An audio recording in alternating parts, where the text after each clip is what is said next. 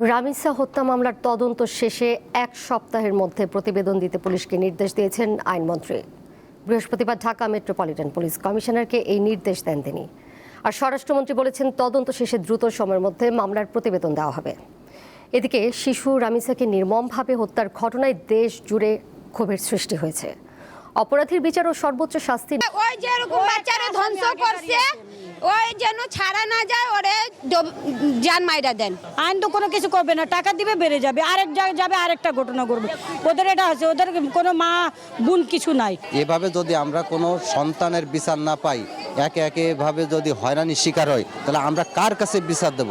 অবশ্য রামিসার বাবা বলেছেন, তিনি বিচার চান না। বিভিন্ন অপরাধের দৃশ্যমান বিচার ও শাস্তি কার্যকর না হওয়ায় ক্ষোভ প্রকাশ করেন তিনি। আমি কিছুই চাই না, আমি বিচার আপনারা করতে পারবেন না। তার এই বক্তব্য সামাজিক যোগাযোগ মাধ্যমে ছড়িয়ে পড়লে বিভিন্ন মন্তব্য করেন নেটিজেনরা, যেখানে বিচারহীনতাকে দায়ী করা হয়। এ অবস্থায় বিচার বিভাগের প্রতি মানুষের আস্থা ফিরিয়ে আনা প্রয়োজন। এজন্য রাষ্ট্রকে প্রতিটি অপরাধের সঠিক বিচার নিশ্চিত করতে হবে বলে জানান এই আইনজীবী। এফআইআর, চার্জশিট, আলামত এগুলো যদি একটার সাথে কানেক্টেড, এগুলো যদি ঠিক থাকে, তাহলে কিন্তু ওই জায়গা থেকে আমরা দ্রুত বিচারের ব্যবস্থা করতে পারি। আরেকটা হচ্ছে, এই যে বিচারহীনতার যে সংস্কৃতি আমরা দেখতে পাচ্ছি বেশ কিছুদিন থেকে, বিচারহীনতা, এটাকে আমি যেটা বলবো যে মানুষ যেন বিচার ব্যবস্থার কাছে যেন তার শেষ আশ্রয়স্থল হিসেবে নির্ভর করতে পারে, তার দৃষ্টান্ত আসলে সরকারকে প্রতিষ্ঠা করতে হবে।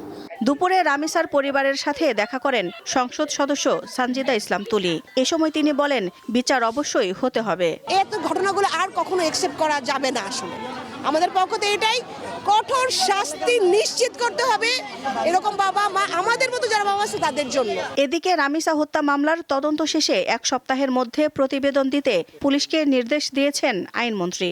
আর স্বরাষ্ট্রমন্ত্রী বলেছেন, তদন্ত দ্রুত শেষ করা হবে। আমরা এটুকু অ্যাসিউরেন্স দিতে পারি, আমাদের পক্ষ থেকে সংক্ষিপ্ত সময়ের ভিতরে সুষ্ঠু তদন্ত করে চার্জশিট দাখিল করা হবে।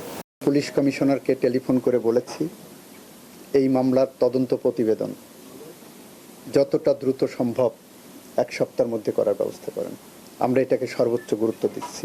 যদি আমরা এই বিচার প্রক্রিয়াটাকে প্রত্যাশিতভাবে অতি দ্রুততম সময়ের মধ্যে করতে পারি, সেটাই হবে আমাদের জবাব।